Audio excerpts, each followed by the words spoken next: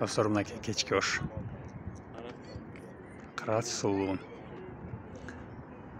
Чай калып жатат мына. Жак тозо.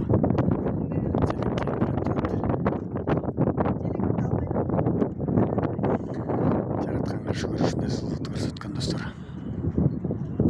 Ал эти телефон менен көз менен көрүп аткан нерсени жеткизе албайсың бирок өзгөчө. Батыш тараптан соккон шамалдын ылдамдыгы секундасына 1000 метр деп айтып бербейм. Бирок ошо батыш жактан соккон шамал сонун болуп тиеп атат бетке. Бул жакта баары сүрөткө түшкөндөр.